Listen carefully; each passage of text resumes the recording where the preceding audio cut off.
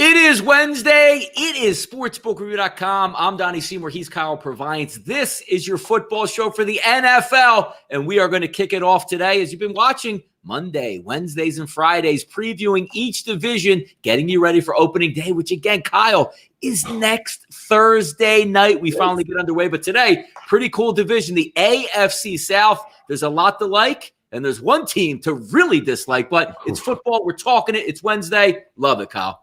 Oh, me too. And I walked outside today, Donnie, and there was condensation on the windshield. Pumpkin spice? Yeah. Yes, pumpkin spice, like the coffee. You could see the steam on the table as I'm outside.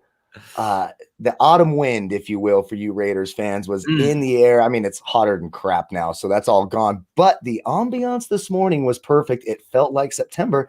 And you said it, a week from today, we are going to be, 24 hours away from kickoff. We're going to be talking live football, actually bringing the substance, the bets. We're going to have the Chiefs, the defending Super Bowl champions, the Texans, who we're going to get into in this show, and I'm going to have a lot of fun bagging on all things Texans. I'm really excited, Donnie. I got to tell you, we kind of talked about it building up to this, like, it feels like a weird August and there's no preseason on TV, and even Hard Knocks is really weird to watch. Thanks. But now you can start to feel the anticipation build up. All like the comment section and everything I do is football, football, football. So we're getting there. I'm excited. 2 divisions away. After today, only one more division on Friday, the AFC West. Yeah, usually we light the fuse, like with Hard Knocks, like, oh, it's finally on, and we're a couple games in the preseason. We're watching people tackle. And I'm watching Hard Knocks last night. It's about COVID and social justice issues and guys running around in T-shirts. I'm like, whoa, is the NFL actually going to start up? What are we going to do? But it's coming next weekend. Next week, and we should have some fun kicking off. And if you guys didn't know, during the season, you're going to want to hit the subscribe button down low. 66,900 subscribers. We're just a few subscribers away from 67,000. If you're out there, if you haven't subscribed yet, please hit the subscribe button. Turn the notification bells on when Kyle and I go live on the channels to bring you NFL information. You, like Betting and Heels, can come in here and say hello in the chat box and give us a hard time, give some information, just have some fun and interact. That's what we do here. But I can't wait, because once we get to, we say game week and actual starts up, because obviously next Thursday is going to be big. The weekend we're going to have fun. But after that, when we start our regular programming with the NFL right here on sportsbookreview.com, we're going to have a great Monday NFL show. And how about this, Kyle, too? A double head. We're going to be logging some airtime in two Mondays from now as we do a doubleheader in the NFL. But each and every Monday night game will be live all the way through, having fun, guests coming in and out, and the chat box should be live and popping as well. So let's get it started here, have some fun today, and talk AFC South. If we look at just the overall odds, I got to say I agree with it. It lines up in my eyes here. Indianapolis Colts plus 125, the Texans 165, the Titans 165, the Texans plus 320. And then there's a team that's not even trying to try right now. They're at 2,300. They might as well be, to me, Kyle, 23,000 to win the division at this point. But I've liked the Colts in the offseason. We know who it comes down to at quarterback, which is Phillip Rivers. Now, before we get into the team by team, I like the Colts in this division, but you can't leave out the Titans. Strong defense, power running game. Tannehill was really good last year, really efficient. They get into the playoffs, make some noise, and now they sit there in the second place hold. The Texans, we all saw their offseason turmoil, getting rid of players, and I've never, ever been a fan of Bill O'Brien. I'm certainly not going to be probably this year as well, but it matches up well. If you take the Jaguars out, you could probably make some sort of case here for each of these 3 teams, but at least the Colts and the Titans grab my eye here, Kyle. Yeah, absolutely. And it's one of the divisions where the favorite isn't so overly favored, so you can still get a nice value if you want to take the Colts as a favorite, which totally makes sense. I think that team's getting better. You brought up Bill O'Brien. I swear, every time I look at that guy, I feel like he would not care if he dropped a baby. That's how I feel about Bill O'Brien. He drives me nuts. The fact that they made him the general manager of that team drives me nuts, but then they have that wild card at the quarterback position, Deshaun Watson. So even though they're just dismantling everything around him, making the most absurd offseason moves of any team in the league, it's just bizarre the kind of things that they do, the draft picks they get rid of. I mean, they just dump their draft picks for Laramie Tunsil and Duke Johnson, and it's just very bizarre, but you can't rule them out. And it always seems like in this division, those 3 teams are right there. They're within 1 or 2 games, and then one of them's going to get in. And of course, the Titans, I'm really sour at the Titans because they really ruined a big bet for me, a season-long bet on the Ravens last year. I mean, we're talking about a Titans team who's not even the favorite in the division, who didn't lose a lot of talent, who beat the Patriots and Tom Brady, beat the 14-2 Ravens. Yeah, I mean, so you can make a reasonable argument for all three of the teams, especially the two at the top. And then you have the best quarterback in the division is the third favorite with Deshaun Watson. So it's an interesting division. I think it's a lot of fun. And, it's going to look different this year than Jacksonville, like you talked about. They're going to be way down there at the bottom. I know Doug Marrone wants to win because, look, if they have the worst record in the league and they tank for Trevor, he's not going to be the coach next year. If they go 2-14, Doug Marrone's getting fired. So there's got to be some motivation there to coach him up, but I just don't know who you coach up. That's the problem. Yeah, exactly. And you're taking a look at, Trevor Lawrence, you tank for Trevor. I'm sure he's looking up and like, do I want to go to Jacksonville? Like, I'm trying to be in a big city. Like, back in the day with Eli Manning saying, I'm not going to San Diego. I know what this organization is about. I want to go to a big city and forcing your way. Or maybe you can use his leverage and say, hey, you draft me, I'm staying in college for yet another year. Because keep in mind, he's not going to be a senior graduating. He's eligible to get into the draft next year. We all think he will, but hey, those guys have a lot of power in that. John Elway too. John Elway did that in 84. Yeah. So back in the day, he's going to play for the New York Yankees. Yeah, exactly. Yeah. I'm not playing for the Colts. I'm not going to do this. So trade me out. Denver ends up making a deal. But we've seen those power plays from quarterbacks quite a bit. If we take a look, I got a lot of love for the Titans because Mike Vrabel. Last game of the season, they're getting washed at the end of the football game from the Chiefs on the road in the playoffs, obviously, to get to the Super Bowl. And I'm out walking my dog. I can't believe I'm not going to get this team total. Look like a shoe-in. Fake punt at the end of the game leads to a touchdown. I was really – that's the way I root on some teams that aren't my favorite teams. But I do have a lot of love. But they did a lot of good things there, pulling off a couple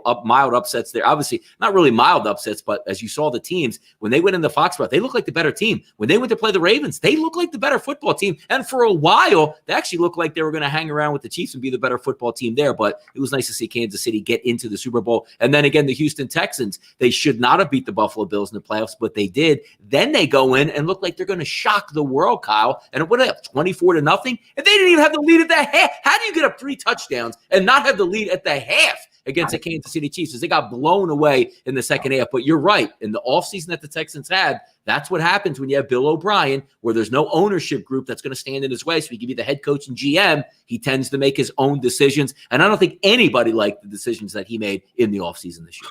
No, there's no way you can. I don't think you can like the decisions he's made the last 2 off seasons. No. That team is bizarre. And if you're Deshaun Watson, you're probably like, hey, I wish there was a way. I wish this was the NBA where I had more power, where I could get the hell out of here, because you don't sacrifice your future drafts for Laramie Tunsil, probably one of the most penalized offensive, if not the most penalized offensive tackle in football. You don't send off one of the top 2, 3, 4 receivers, however you want to rank them. Because you're going to pay him, right? Yeah, come on. A running back that you probably could have gotten free. He wasn't part of the Cardinals' future. It didn't make any sense. The haul that you could have gotten from DeAndre Hopkins from a plethora of teams. I mean, I wonder what my 49ers would have given up for him, because it would have been better than David Johnson in a second-round draft choice. It's just really, really bizarre. Doesn't seem to understand. We talked about that when we talked with the Texans seem like that guy in your fantasy football league who makes terrible trades. And when you're the commissioner, you're like, oh God, everyone's like, are you going to veto this? Because this is so bad. That trade would have been vetoed in almost any fantasy football league.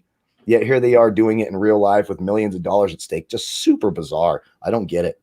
No, it's like the guy that if you're having a fantasy draft and it's a keeper league and he knows he's not going to be back next year in the keeper league, so he just trades future draft picks like wild to beef up his team because he's the coach and the GM and it all falls on him. So he's making moves not necessarily for the best interest of the football team itself, but how can I steal a couple more years in here? And all I keep hearing is he gets more and more power every offseason. I laugh at because I don't think he's a very good game day coach. And look, when you're coming up through the ranks here with the Patriots and you make your claim to fame because you yelled at Tom Brady, well, everybody wins outside of Tom Brady. Not to say that you can look at his roster. He's had some really good years with the Texans because his team is more talented, not so much that he's out coaching and being better in the division. But let's get into some of these teams here right away. We always like to start on the show with listing the top team in the division and working our way down, and that's the Indianapolis Colts. And we take a look at the Colts. Frank Reich, to me, is a top 5 coach, if not top 3 coach in the NFL. I love his game day demeanor. I love the way he calls games. And, case in point would be Andrew Luck retiring, but the year before and the year before that is Andrew Luck took so much of a beating early through his career. Frank Reich gets there, and they barely touch him. A great offensive line, a rebuilt defense, and a great coach. What were they missing last year, Kyle? It was a quarterback. They couldn't get any quarterback play.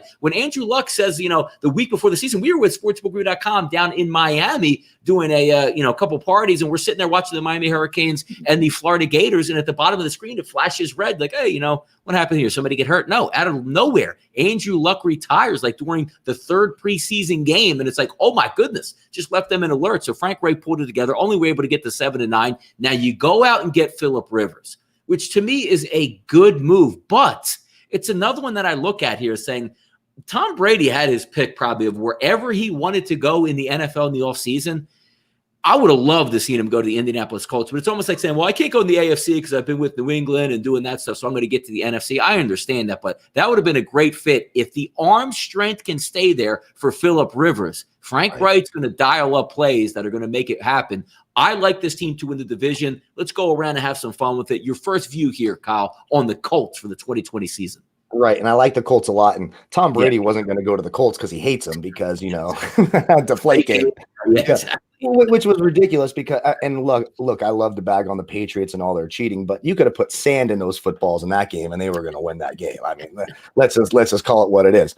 But the Phillip Rivers signing was really good for a lot of reasons. One, of course, Jacoby Brissett, a fine, mid-level type, a decent backup type quarterback to have. He's not going to lead you to any Super Bowls. Phillip Rivers was coached, Frank Reich was his offensive coordinator, as well as Nick Sirianni was the quarterback's coach in San Diego back in 2014, 2015. So he's very familiar with the system, especially in an offseason like this, where there's limited reps, there's no OTAs, etc. It lines up very well for the Colts. Number 2, this is the best offensive line Phillip Rivers has ever played behind, and he is not a mobile guy. When the pass rush gets to Phillip Rivers, he either chucks it up, and that worked for some years in San Diego with the Vincent Jacksons and the Malcolm Floyds, etc. Mm-hmm. But normally he just crumbles to the ground. Phillip Rivers is an ultra competitive guy. I lived in San Diego for a long time. I've seen plenty of his games. He's an ultra competitor. He can bring all of his kids out to start on the offensive line. He's got about 14 of them that he can bring out to the offensive line. Mm-hmm. Yep. But I mean, I'll never forget when I watched him start an AFC Championship game on a torn ACL while LaDainian Tomlinson was pouting on the sidelines with a little hamstring issue. I'll never forget it, and I've never had more respect for a player who put himself in harm's way to try to get a Super Bowl. Phillip Rivers is going to deliver. Now, you talked about it. He doesn't have the rocket arm. He never really has. He has that weird sideways kind of throwing motion. Yeah, it's more of a shot put motion. But guys are going to be in the right place. He's got a ton of weapons. They were a terrific running team last year with Marlon Mack, etc. Now they add Jonathan Taylor in the draft, Michael Pittman to the outside with T.Y. Hilton, Zach Pascal. They did lose Eric Ebron. They brought in Trey Burton, who has been a little bit injured during camp, but they still have Jack Doyle. They add DeForest Buckner, who is one of the top 3 or 4 defensive linemen in this league. They traded with the 49ers for him. So now you've got an elite player at every level of that defense with Buckner up front. You've got Justin Houston as a pass rusher on the outside, Darius Leonard, the linebacker, Kenny Moore, a terrific slot corner in the back, excellent safeties. The Indianapolis Colts are primed, and I love the number. When you can get a plus number on a division favorite, I'm in. I like the Colts a lot. Of course, we're going to make arguments for the Titans and the Texans, which are absolutely valid. But I think when you're looking at teams in terms of gaining wins over last season, they were, 7-9 last year. I really like the Colts. I like what they've done. The shortened offseason is not going to hurt this team because of Phillip Rivers' familiarity with the Frank Reich offense. All in all, great offseason for the Colts. No, and I would agree, because you're talking about, in the COVID shortened off seasons, you like the veteran because he's not going to be shocked. Like, hey, I never seen this defense before. He's seen everything. You have a veteran coach that's been already established in Indianapolis for the past couple of years in Frank Reich. T.Y. Hilton, again, as long as he can stay healthy, which always is a bugaboo for him, he's a warrior. You see him with the hamstring injuries, the ankle injuries, fighting through it. When he is healthy, he is an elite dominant weapon. And then you add in, the Michael Pittmans of the world, the Paris Campbells, two young wide receivers with some speed that can make a few things happen. But again, it all starts with the offensive line up front. If Phillip Rivers isn't getting hit, he's going to have time to deliver out there. They're going to be based, because I really like Marlon Mack. That's a great 1-2 punch. Jonathan Taylor, that power back. Marlon Mack gives you a little bit of speed. Then you still have Naeem Hines in the backfield, and Jordan Wilkins have done some decent things in the past. The one thing we always used to rip on the Colts was back in the day, or even as early as maybe a decade ago, was the defense under Peyton Manning was built to rush the passer as if they had the lead. And outside of Bullet Bob Sanders back there in the secondary, they didn't have any resistance. But he said, hey, Peyton Manning's good enough. We're going to have Marvin Harrison. We're going to have Reggie Wayne. We're just going to light up the scoreboard and have the lead in the fourth quarter and rush the passer. But now they sort of changed their way, getting those dominant front line guys that you talked about with DeForest Buckner coming over from the San Francisco 49ers, Malik Hooker in the secondary. And also, Rocky Sin's a decent young defensive back out of Temple. But when you look at Xavier Rhodes, he was really bad his past 2 years. But before that, if you would have cut off, just say, Kyle, 2019, 2018, and before that, Xavier Rhodes was in a top 5 cornerback in the NFL. Maybe the change of scenery will be able to reestablish that. But to me, up front, I think the Colts are the best team in the division. We're taking a look at a team total number. It's not that expensive. And that goes to show you how, up and down this division is going to be, because you have two other really good teams that are going to beat up on each other. Over 9, minus 120. If I can get, I'm only talking about, Kyle, a great season out of Phillip Rivers. Give me a season where he protects the football. They're going to win more than 9 games to me in this division. Oh, yeah. And I'm even seeing some books that have it at 8.5. 5 dimes is at 8.5. That's crazy. That's an easy bet. No, it's a minus number. Yep. So when I'm going through, I'm looking for these 9.5s, because it's one of the teams that probably a lot more variance than I've seen from most of the teams as we've broken this down from 8.5 to 9.5. If I can get a plus number at 9.5, I like the Colts to go over 10 games. I think Phillip Rivers to go over 9.5. I think 10 wins is about right, and 10 wins this division, and 10 wins most likely gets you into the postseason in the AFC this year. So I like the Colts a lot. I like the over on every number that I'm seeing from 8.5 to 9.5. If you can find a number you like at 9 and 8.5, jump all over it, in my opinion. 9.5, of course, a little more risky, because like you said, it's, with those other two teams, there's going to be 4 tough games there. If I kind of peruse the Colts schedule. Not that bad, because you open up a surefire win. You should have to open the season. But before that bye week, I think it's advantageous for them. Yeah. I mean, Bengals, Bears, Jets, Browns. Yep. You get the Texans late, the last game of the year. So what if this division, which it often does, is coming down to the last week of the season, the Colts get Jacksonville? I think their last 4 games, 3 of them are winnable games against the Raiders, Texans, and Jags. And then you've got the Steelers there who knows with the health of Ben Roethlisberger. It's a nice end of the schedule there. Everything looks good for Cole. And I'm glad you brought up Xavier Rhodes, because it was one of the things that they struggled with a little bit last year was man coverage. And there's no dispute, Xavier Rhodes was not the same player last year with Minnesota. Yeah. But now you're looking at a vicious front 7. The Colts have a very good linebacking core, good pass rushers. DeForest Buckner is an absolute game changer. So things are going to be a little bit easier for Xavier Rhodes in this system. I like the Colts a lot. I'm right there with you. I think 10 wins feels really safe to me for Indianapolis, assuming Phillip Rivers can stay healthy, which I think he can with one of the best pass protecting offensive lines in football. And if he can not turn the football, you just got to make sure that arm strength is still there and he's not throwing up those ducks that he sometimes likes to do.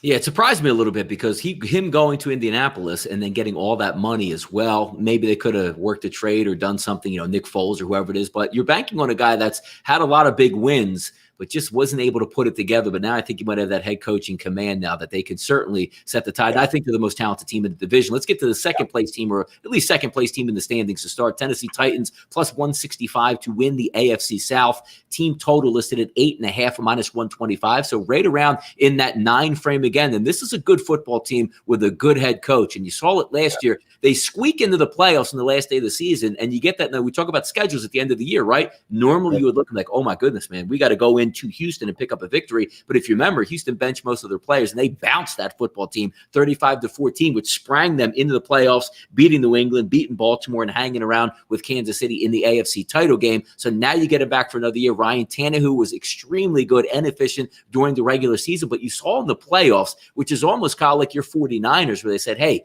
we got a really good defense. We got a banger at running back.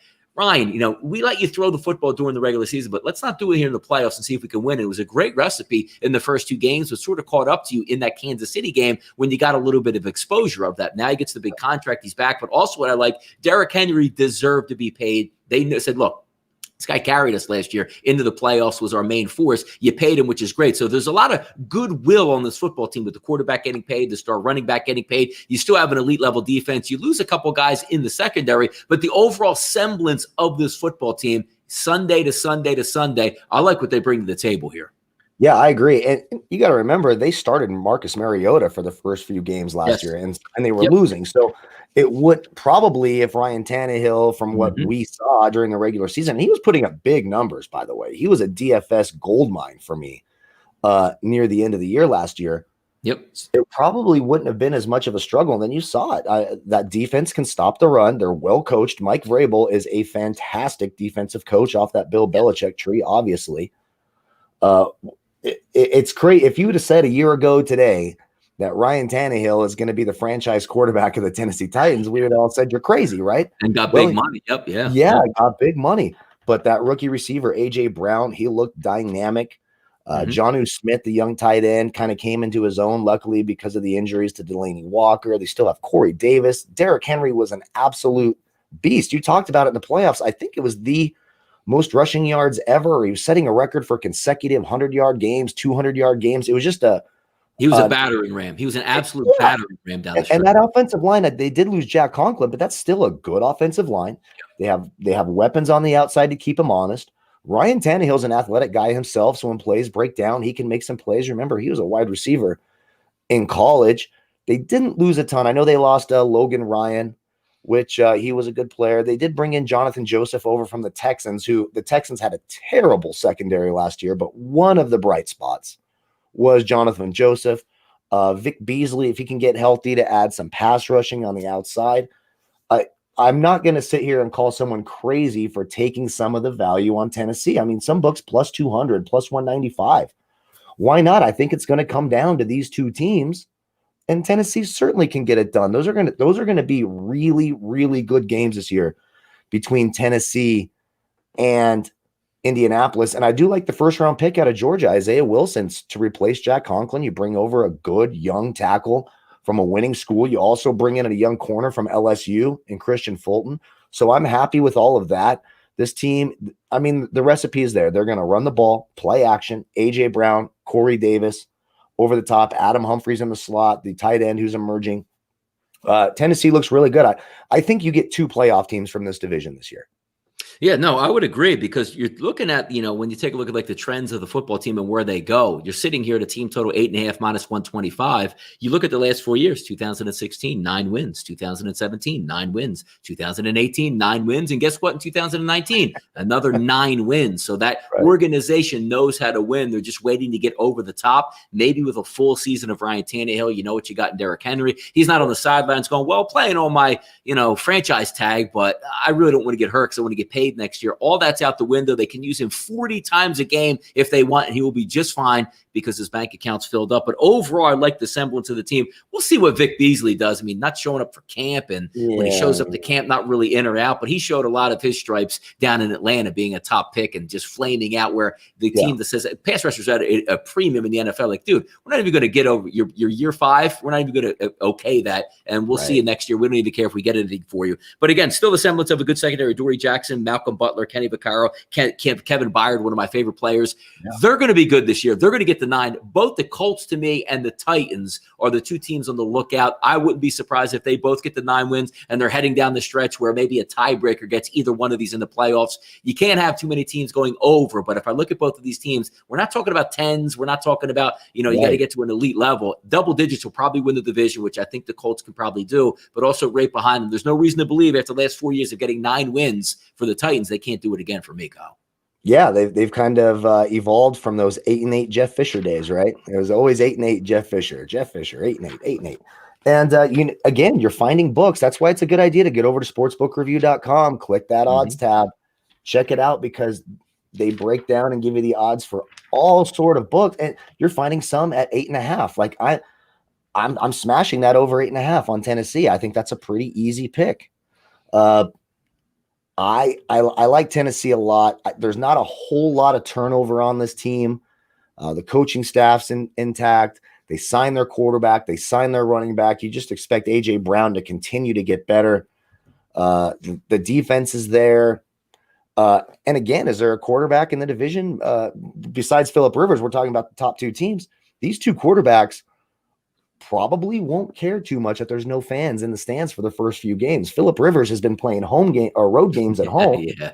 And then Ryan Tannehill comes from Miami, where, no one was going to the games anyway. So these are 2 guys who are, pretty well equipped for that type of scenario. And in Phillip Rivers' case, I mean, it's probably a welcome outcome where he's not getting booed in his own home stadium. I don't know what else I could possibly say about the Titans, that the number's low. I like the divisional odds. I still think the Colts are the best team in the division, but you're not crazy to I don't have a problem putting money on both and just hedging my bet, because you're getting a decent number, a plus number. So either way, you're going to make some money. I like Tennessee, and I love these over 8.5. I'm looking at 1, 2, 3, 4, 5 books right now that have them at 8.5.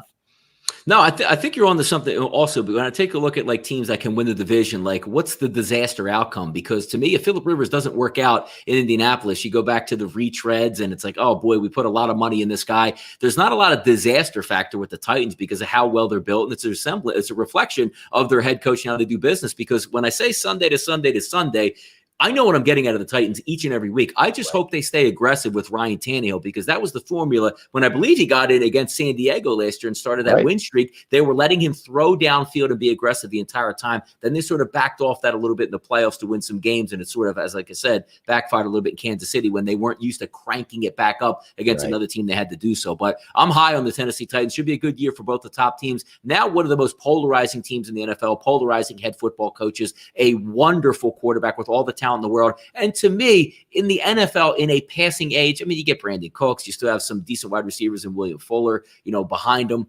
But when you have a guy who's A1A on the outside with your young quarterback, when all hell breaks loose in the backfield, which it always does with the Texans, he doesn't, get rid of the football in time. But that's why, because he has dominant players downfield, that, hey, if I buy an extra second here, I know I should get rid of the football, but my man's going to break wide open to be one-on-one and make an amazing play downfield. You trade that away, which to me is absolutely ridiculous. And then you take a look, because here's what I say about Bill O'Brien. No fans in the stands or not. Let's take a look at the schedule that just goes into the bye week here for the Texans. Kansas City on Thursday Night Football, dropping the banner down. How lucky are they that there's going to be no fans? They would be ear-splitting where they wouldn't be able to hear anything. They're getting lucky in that game. Baltimore, Pittsburgh, Minnesota. You get a week off with Jacksonville. Then you get back on the road with Tennessee and Green Bay, then the bye. I'm joking. Sometimes you look at these and go, does Bill O'Brien make it to the bye week? Because to me, I don't see Jacksonville should be an easy win.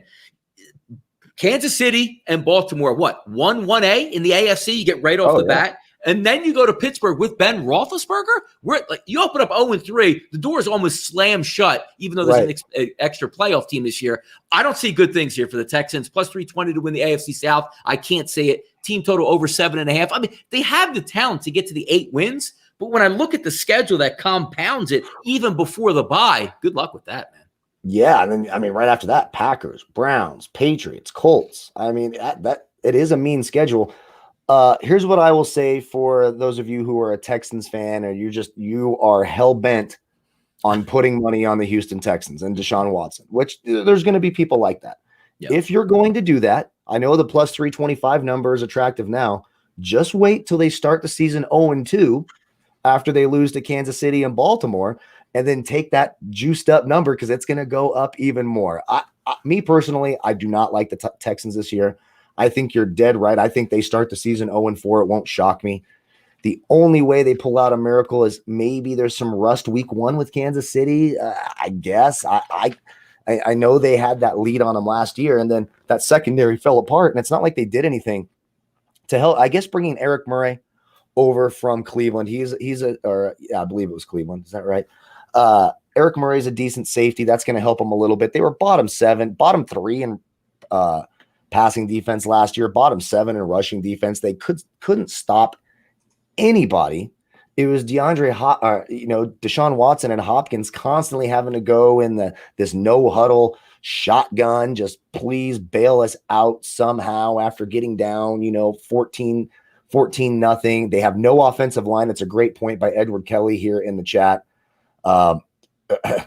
It's just, I know they tried to replace Hopkins with Randall Cobb and Brandon Cooks, and they still have Kenny Stills. And so they have some talent there, but Deshaun Watson's going to be running for his life. And if he, for some reason, gets hurt, which is not out of the question when you're looking at the kind of teams they're playing early on in their pass rushes, especially, you get to Pittsburgh, Minnesota, Baltimore. Even the Chiefs have actually a pretty good defensive line. Their secondary is probably the strength of that defense. But if Deshaun Watson goes down, this team could win 1 game. I'm not kidding. I mean, the rest of that roster is abysmal. That defense is absolutely terrible. And it's a minus number on that team total over. I'll take the under. I'll take that under 7.5 all day long. You had made a great point, Donnie, with that schedule. It is not friendly. And he could be. I would love to find a site where we can, bet on the first coach fired. To me, it's between Bill O'Brien and Adam Gase.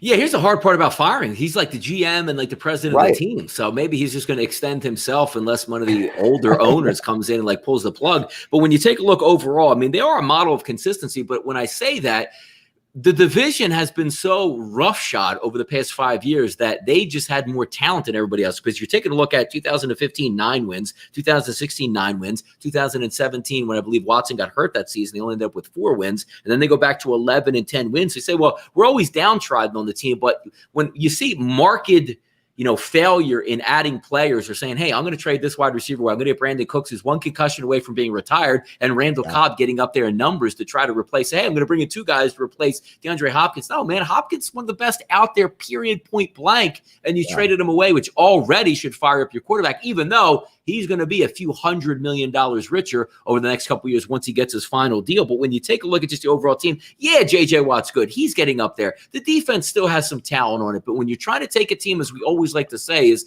they're no longer, to me, Kyle, that team on the rise, which they should have been the last 5 years. They're that team's in a holding pattern right now to see, can we stay healthy? Did we make the right moves? And I'm going to say no, because I think you have 2 better teams in the division with a tough schedule to start. And forget about the back end. When you take, oh, man, they got a tough call last 6 games of the season. The only schedule that matters to me is your first 8 games, because if you open up 2 and 6, it doesn't matter how soft your back end is, because now everybody's playing for themselves. The coach thinks he's going to get fired. You're trying to work in new guys because the season is already lost, as opposed to a team that heads 6-2 into the bye and says, we're really going to press the issue in the back half of the season. Getting off to a slow start, which they will, even with an extra playoff team this year, I don't think it's going to work out well. I'm down on this football team. I'll go under the team total and also go fade them on the 320. I don't care what their price is here. Yeah, I 100% agree, Donnie. 100% agree. Like I said, the only way there's going to be people, there's going to be fans in Houston who love this team. There's going to be Clemson fans who love Deshaun Watson.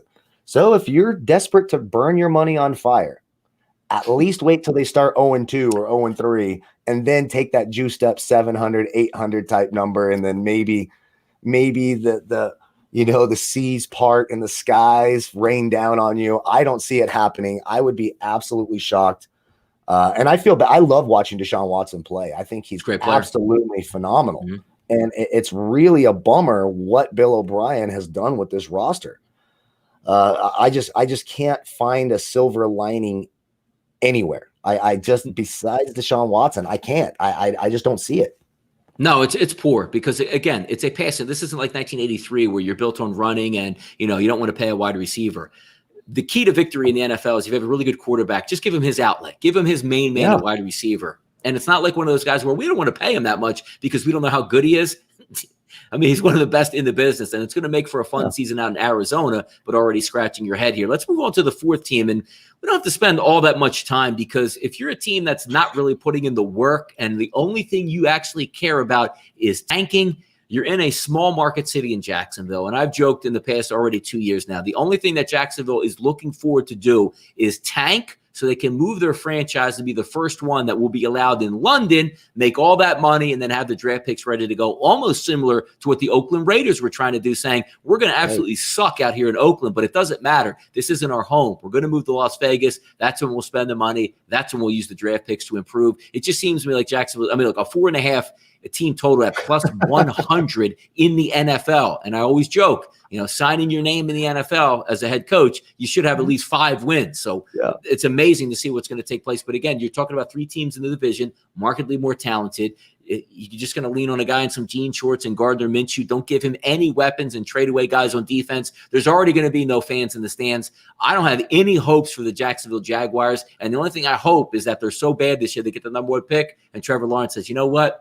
I like Clemson so much. We didn't have any fans. Let me come back for another year at Clemson, and I'm going to go ahead and just ruin their franchise for good for trying to tank. No positives from me. I don't even have to go down the names on the list or look at the schedule because when you're that outmanned each week, look, Gardner Minshew's a nice football player, but he's not going to carry a team to victory. They're going to stink to me, Kyle.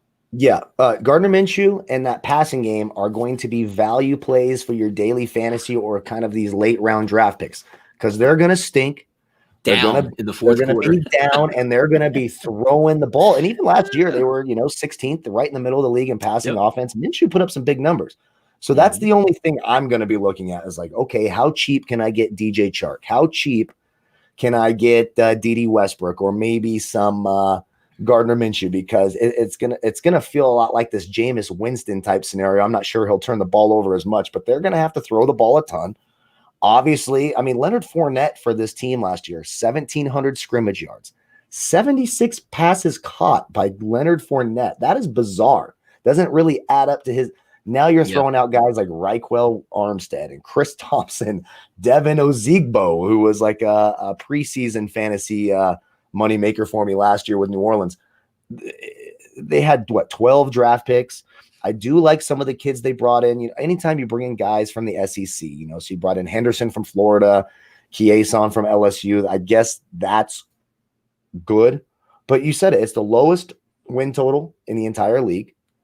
They're all of their best players. Yannick Ngakoue, they just shipped off. Of course, they cut Leonard Fournette.